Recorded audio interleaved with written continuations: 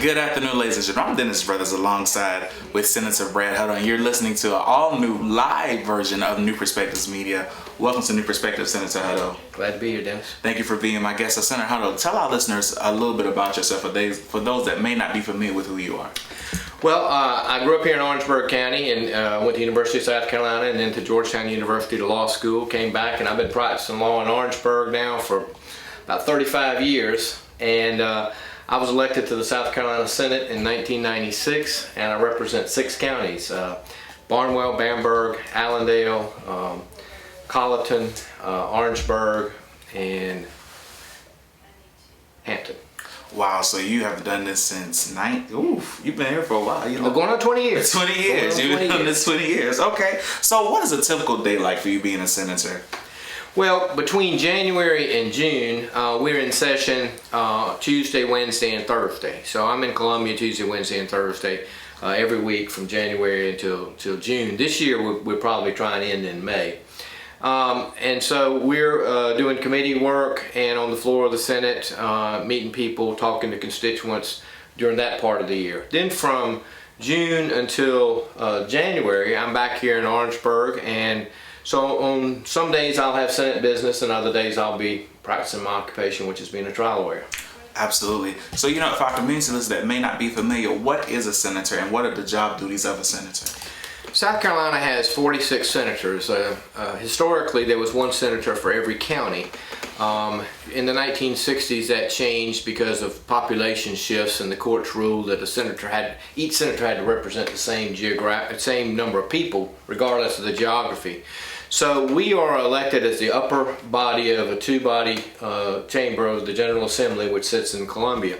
There are 124 House members, and typically they represent probably around 30,000 people.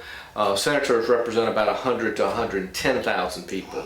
And that's why for me to get 110,000 people in my district, which is District 40, it encompasses a lot of rural counties. So major metropolitan areas may have multiple senators, and then rural areas will be spread out more. But what we do is we collectively, the Senate and the House, convene in Columbia every year, and have been doing that for over 300 years now.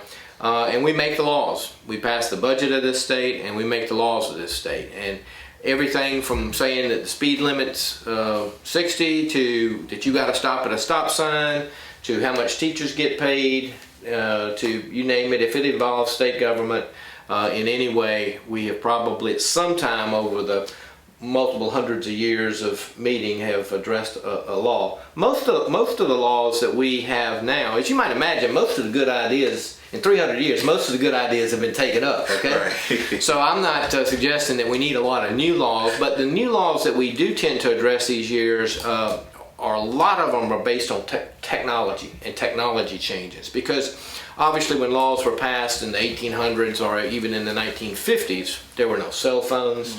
People didn't have credit cards. There weren't electronic bank transfers.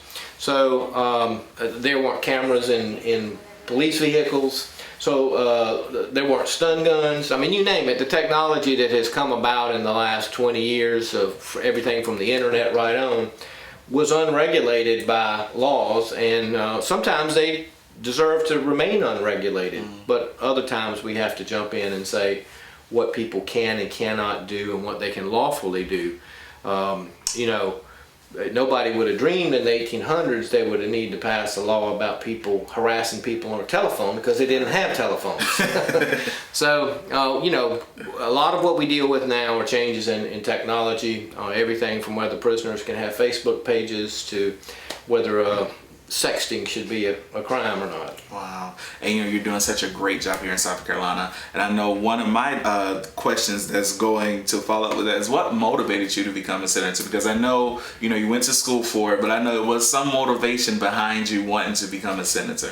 Well, historically, the senator who had been representing District 40 had been there since the 1950s, and he was the longest serving senator in the state at the time. And so when he passed away in 1996, I thought to myself, if I'm ever going to do it, this will be the only opportunity I'll have reasonably to run. And my son at that time was 4 years old, and we were concerned about his education, his future, and I thought about it, and I said, we got a lot at stake right here in our own child, not to mention all the other children in the community. And so I decided that I thought I would offer for public service, and I've been fortunate that the voters of my district have decided that I'm doing a good enough job that they've reelected me time and time again.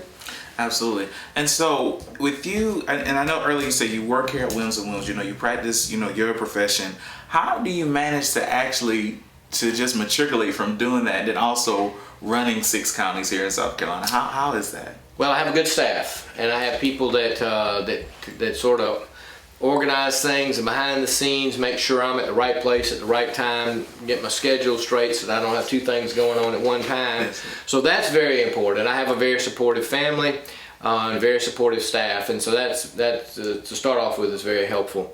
I think people also understand that I can't be everywhere. So even though I get invited to a lot of things, I have to prioritize where I'm going to be on any given day. I also teach at the University of South Carolina, and so like tonight I'm going to be at the Russell House Ballroom speaking to students on economic empowerment, and it's a juggling act, but I have been able to prioritize and try to keep things in focus, and so I do try to prioritize, and obviously I put my family first.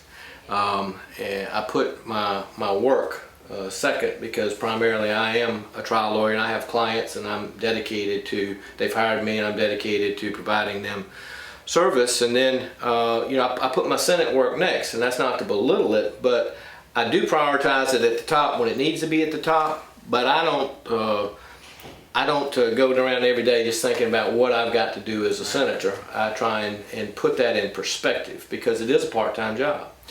And while a lot of times it takes my highest attention, I don't keep a focus on it at all times. And then beyond that, I try and do things in the community. I work a lot with the Boy Scouts. And then finally, I try and keep a little bit of time for myself.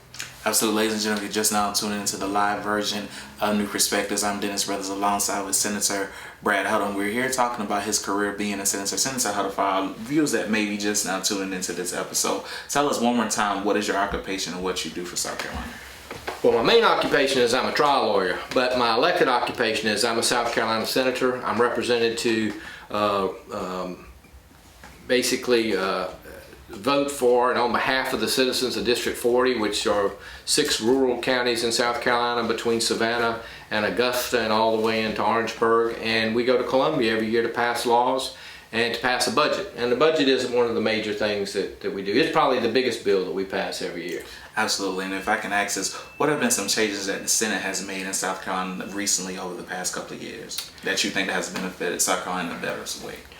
Well, I would like to think that when we go up there, we focus on things that will really affect people's life and empower people and give them the opportunity to fulfill their dreams within their life. But I can tell you a lot of times we get sidetracked on miscellaneous issues just because different people have different agendas. I like to go to Columbia every year focused on basically education, jobs, and improvement of public infrastructure, roads, bridges, water lines, those kind of things, because those things bring in industry and allow people to live a better life. So, I try to focus on the big picture, but we get lost in minutia sometimes. Absolutely. You just said something that I was going to actually ask you about in a couple minutes, education. What is your views with this education system in South Carolina? What are some things that you hope to change about it, if there's anything, if you don't mind answering? Oh, absolutely. I think it's a shame that we do not have a system that values education for every child, no matter where they were born and where they live. But as a matter of fact, the education system in South Carolina is skewed to the schools in more prosperous areas or better. Yes. And that's not how it should be. A child born in Allendale is entitled to no less education than a child born in Somerville or Rock Hill. But it's those urban and suburban schools who have more resources, who are able to pay teachers more, able to get in better trained teachers. They have better facilities, and quite frankly, that's just not fair, okay? So part of what I've been trying to do over the years is to make it more fair, to make sure that we get resources into rural South Carolina. And I'll say that over the time I've been in the legislature, we went to 5-year-old kindergarten. Now we've gone to 4-year-old kindergarten. I think we owe educational opportunities to children even before that.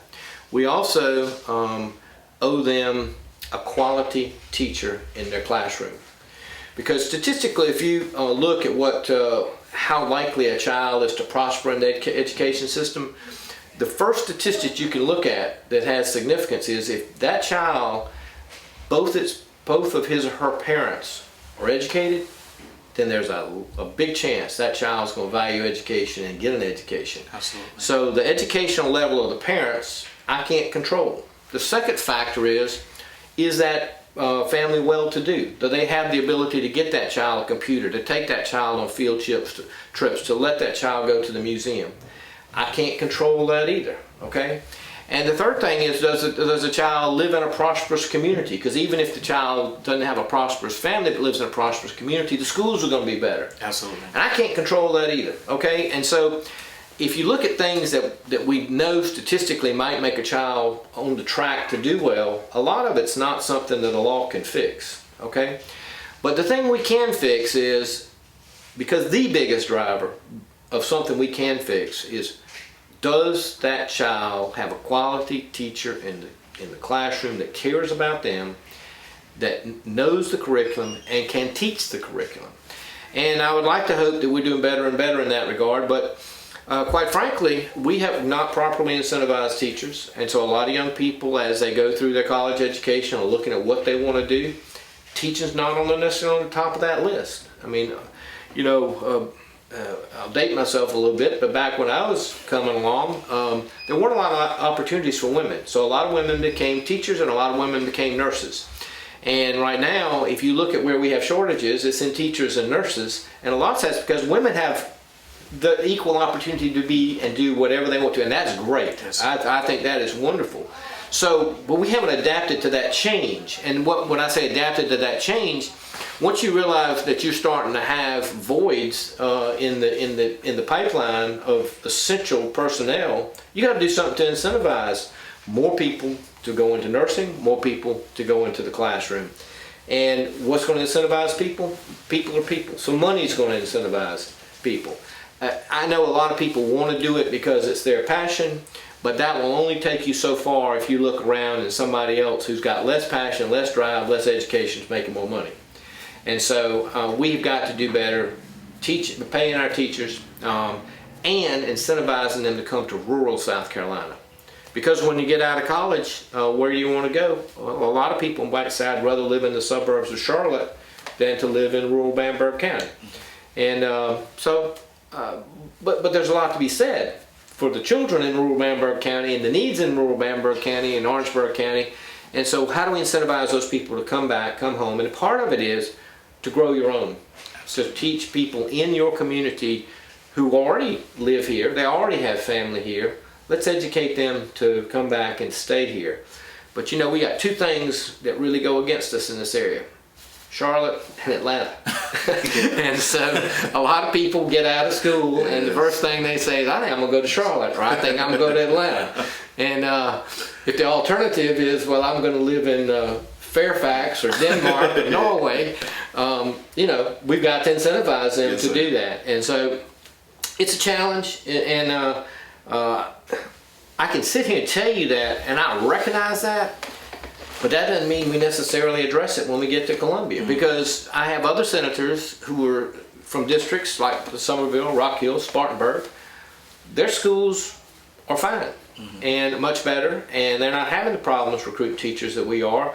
So they don't want a lot of change in the system because they're doing well in the system. And so it's part of the challenge to try and balance the needs and make everybody recognize that this state only grows and improves as the whole state grows and improves. You can't have one part grow and improve and think that the quality of life in the state itself is going to improve.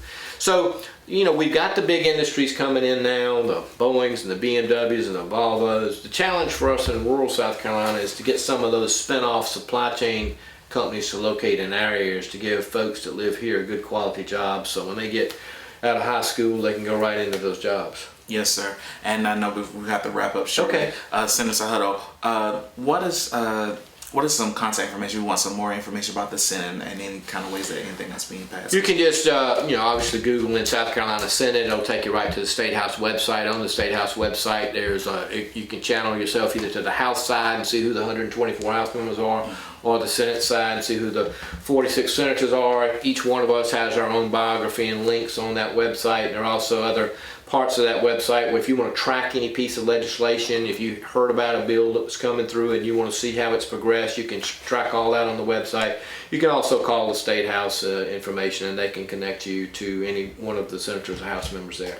Yes, sir. And are there any encouraging words or any parting words that you would like to leave our listeners that may want to be even pursue being a senator or in this kind of field? Well, the first thing I want to encourage everybody to do is be a voter, because the system works better when everybody participates. If everybody's not participating, then only a few people are having a say about who's getting elected, and that's a problem. If you only have a small group of people instead of a representative group of people going to Columbia, it makes it harder then for us to represent everybody if we don't have everybody at the table. So it's the beginning of being at the table, it starts in the voting booth.